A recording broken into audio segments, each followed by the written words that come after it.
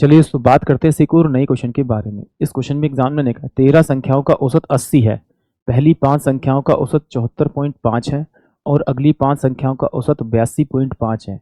11वीं संख्या 12वीं संख्या से 6 अधिक है और 12वीं संख्या 13वीं संख्या से 6 कम है।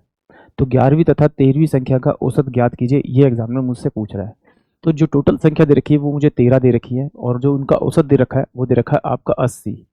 तो ये हो जाएगा 0 और 8 दिए 24, 2 8 और 2 10, यानी कि 1040 टोटल सम आएगा इन 13 संख्याओं का। उसने कहा जो उसमें से पहली 5 संख्या है उनका जो औसत है वो 74 पॉइंट आपका 5 है। तो मल्टीप्लाई करेंगे तो 25 25 25 हाथ से लिख दो, 5 चौक 20 और 2 22, 7 पंजे 35 36 37, यानी कि 372.5 टोटल इनका सम आएगा। फिर कहा एग्जामिनर ने कि अगली जो पाँच है उनका जो औसत दे रखा है वो 82 पॉइंट आपका 5 दे रखा है। तो मल्टीप्लाई करेंगे तो 25 25 25 का 5, 5 दूनी 10, 2 12 12 12 और ये जगह 8 पंजे 40 40 और 1 41। अगर मैं इन सबको जोड़ूंगा तो मेरे पास में कितना आएगा, 2 2 4 1 5, ये मेरे पास में कितना हो जाएगा आपका 8 और ये 7, यानी कि टोटल जो सम आएगा इन 10 का वो कितना आएगा मेरे पास में 785 आएगा। ठीक है, 785 आएगा। और ये 13 संख्या, इन दोनों का डिफरेंस करूंगा तो संख्या जो मेरे को बचेगी वो 3 संख्या बचेगी, यानी कि इसका डिफरेंस करूंगा तो डिफरेंस कितना आएगा मेरे पास में आपका 5 बचेगा।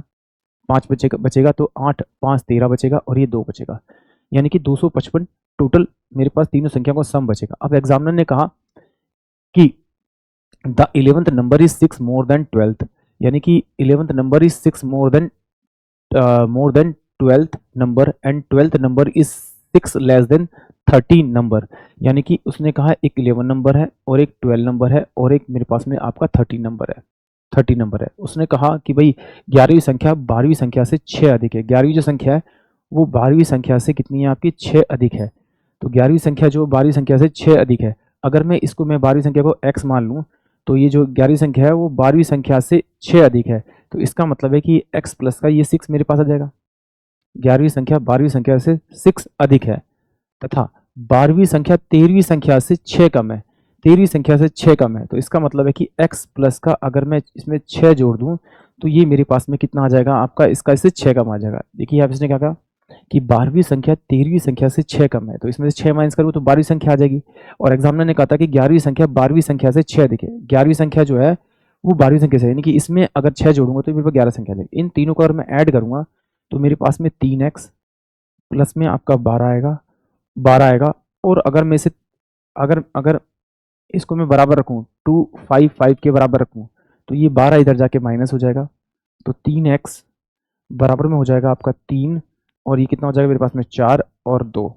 तो ये कितना होगा आपका x इक्वल टू में कितना होगा 3 अट्ठे 24 और 1, यानी कि 81, यानी x की वैल्यू तो मेरे पास कितनी आ गई है आपकी 81 आ गई। अब एग्जामिनर ने पूछा है 11वीं और 13वीं संख्या, तो 11वीं संख्या ये है, 13वीं संख्या, इन दोनों को जोड़ेंगे तो 2x प्लस का आपका 12 और डिवाइड बाय में 2 करूंगा तो इसका औसत आ जाएगा।